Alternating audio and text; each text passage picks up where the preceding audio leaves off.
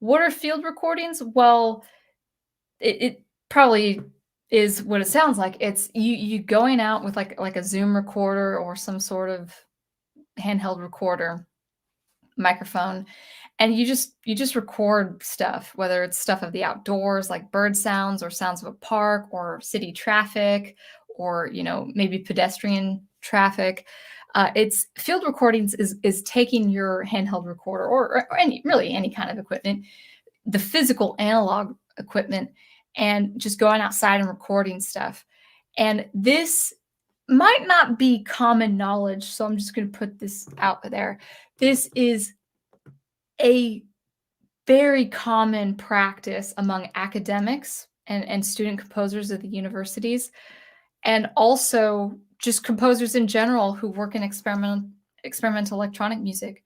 It is very common for electronic music composers and producers to like go to the seashore and record waves or record rocks or record rain or record car noises. A very common sound in some music that I listen to are children laughing and playing in a playground. And actually I've noticed a lot of composers that I like who maybe English isn't their first language, but they do speak English as a primary language, whether they're Russian or Greek or English, from the UK. They'll record children, like children of different villages of speaking of different languages that you just don't recognize as an English speaker. And that's a very common thing. So field recordings is a very, very, very common method. It's a very common pastime for a lot of sound engineers, composers, electronic music producers. And this is one of the main things that, at least from the interviews that I've seen of this man, Ludwig Göransson, this is one of the main ways he composes is he takes sounds from his field recordings and then he will implement it in the music score. So in the example of the movie Tenet by Christopher Nolan, there's this fire truck scene, and I'm going to say just up front, it's creative, and that's all I'm going to say. I'm not a fan. I'm not a fan. So what he does is there's this heist going on in the movie, and I've never seen the movie myself, but there's a scene involving a fire truck. And what Göransson did was he recorded taps and bangs on an actual truck, whether that's a fire truck, I'm not sure. But he was actually recording taps and bangs, and then he actually used it as a rhythmic thing. He pitched it down like an octave or two, the original recording, the original sound of the banging on the truck. He pitched it down, I think, 1 or 2 octaves. Then he put a bass note in it, and then he added a side chain that also implemented, I think, a side chain from a fire truck siren or something like that. And so he was expressing the importance of music, of that world, of that scene. Maybe it was in Chicago, I'm not sure, but it involved like a real world experience, like a heist can happen in our world, in Chicago. So in the streets of Philly or the streets of Chicago, whatever that looked like, he expressed once in an interview that music, it's important that my film score, that my music is coming out of that world. Now that's a really weird thing. We'll talk about that later. But it's very weird to use real world sounds in a musical context of a world we're trying to escape to, even if it's Chicago, even if it's a movie involving Chicago. It's like, yeah, we could physically go to Chicago, in our world and in our reality, but we're still escaping to something that is not of our world, even if it's taking place in a city like Chicago. I don't know if it's Chicago, but kind of look like it. So he in this movie Tenet, actually Tenet I think is a sci-fi. Yeah, I think Tenet is a sci-fi world. So okay, so it's probably not completely of our world, but he wanted to implement fire truck sounds or truck sounds for a scene involving a fire truck. He also did this with the movie Creed, where he and his team went to a gym and just recorded people boxing. He recorded a boxer, boxing against the mat and against the punching bag and stuff like that, and put it in a rhythmic way. It wasn't actually that wasn't that bad. Actually, he did it pretty well there. The production of that one was pretty good, but the idea of using real world sounds and implementing it in a musical context and a musical score. Now, people who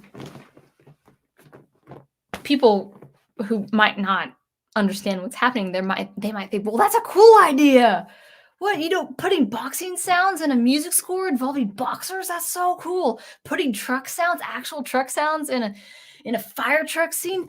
That's genius, which I have seen in the comment sections of these videos.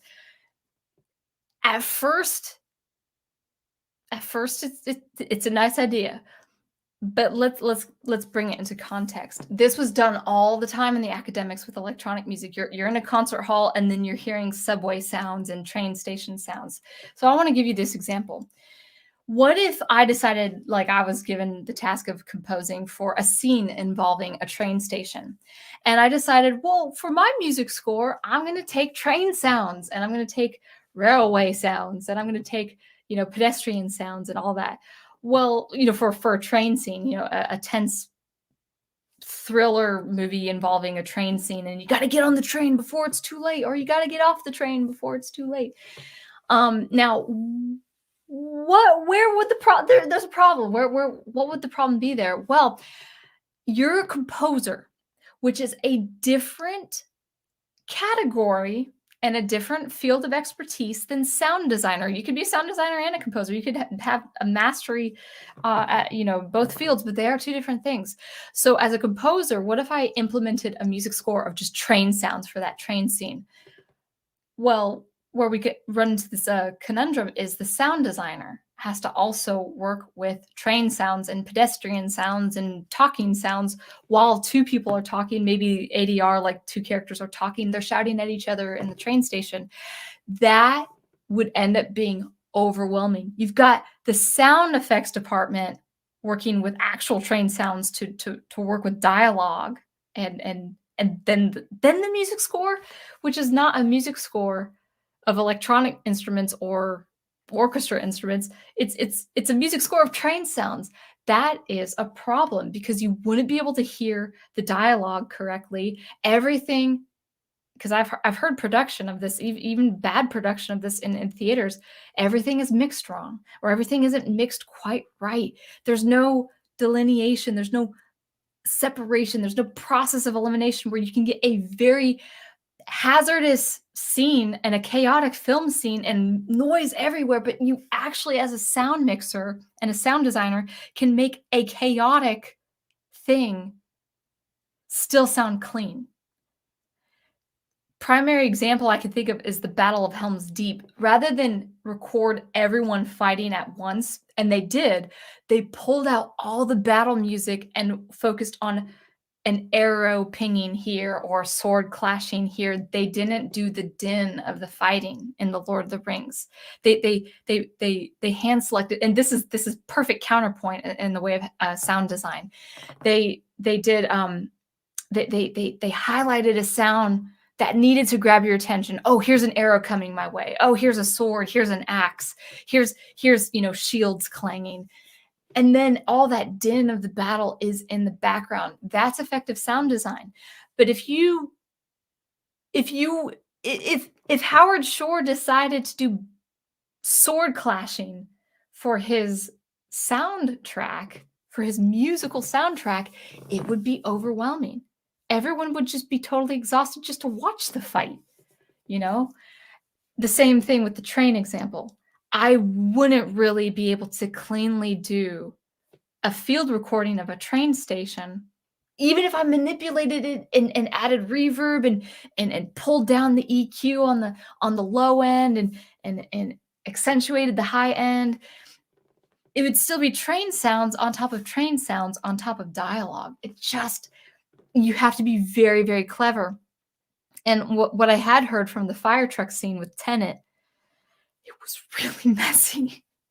It was really messy, and it was Christopher Nolan just wanting this, just like this really low. He sounds the same every single film. He has the same sound, that same dark, dark, dark, dark, dark, boomy, boomy, boomy, boomy sound. That's one approach that Ludwig Göransson decided to do is field recordings. So he had done that for Creed. He had done that for Tenet. I think he did it for a couple of other films, and it can work, but it has to be done very, very, very well.